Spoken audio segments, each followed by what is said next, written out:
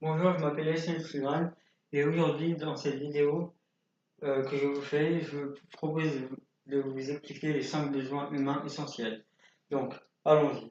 En 1943, un psychologue du nom de Abraham Maslow a mis au point une pyramide regroupant les 5 besoins humains. Donc, dans ce classement, les besoins dits inférieurs comme euh, boire, manger et dormir, boire, manger, dormir et respirer doivent être satisfaits avant de songer à satisfaire les besoins supérieurs, c'est-à-dire les besoins moins importants. Comment les individus commençant par satisfaire leurs besoins physiologiques, puis leurs besoins en termes de sécurité et leurs besoins d'appartenance pour enfin se diriger vers les besoins les moins importants, qui sont les besoins d'estime de soi et d'accomplissement.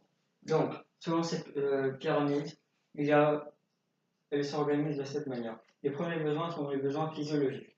Les seconds besoins sont les besoins de sécurité. Ils sont supérieurs aux besoins physiologiques. Les besoins d'appartenance, troisième catégorie, est moins importante que les besoins de sécurité physiologique et supérieure. Donc il y a la quatrième et la cinquième catégorie, celle de l'estime de soi, et la cinquième, la moins importante, celle de l'accomplissement. Donc, dans le cas où vous n'avez pas de quoi vous nourrir, il faudra combler ce besoin. Car vous serez en insécurité physique et en insuffisance alimentaire. Une autre théorie dans le domaine des besoins du nom de euh, existence, sociabilité et croissance, je ne sais pas comment on le dit en anglais, dit que l'individu cherche d'abord à exister, puis à se sociabiliser afin de croître. Donc ces théories cherchent à expliquer la priorité générale des besoins et des désirs humains ne, et ne donnent aucune indication sur les moyens par contre ne donnent aucune indication sur les moyens permettant de les satisfaire. Donc une autre théorie, d'après une étude de deux professeurs, Paul Lawrence et Niti Narleya, dit que tous les individus sont mis par 4 et non 5 besoins fondamentaux qui influencent grandement leurs décisions et leurs actes. Donc, le premier besoin, c'est le besoin d'acquérir. Ce besoin correspond à celui d'obtenir et de cumuler des biens ou des objets physiques, ou des qualités immatérielles telles qu'un statut, une position de pouvoir ou une influence. Donc, le second besoin, d'après cette étude, est le besoin de se lier. Ce besoin correspond au besoin d'entrer en relation avec autrui et de se sentir apprécié et aimé.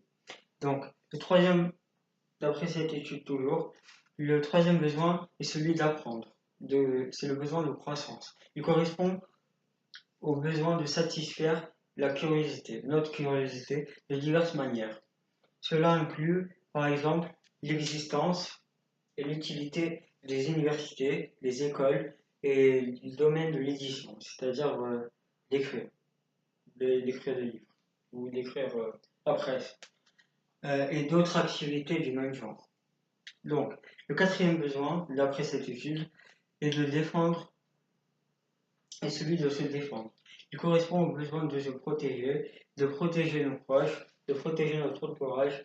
Cela inclut les assurances, les systèmes de surveillance et les formations et les services juridiques. Donc la plupart des entreprises exploitent ce besoin en promettant d'empêcher la survenue non nuisible, pouvant être nuisible pour notre propre vie.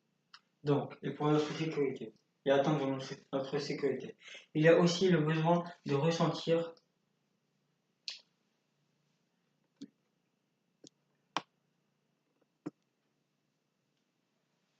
il y a aussi un besoin qui n'est pas inclus dans les études, c'est le besoin qui correspond aux besoins de stimulation et de divertissement.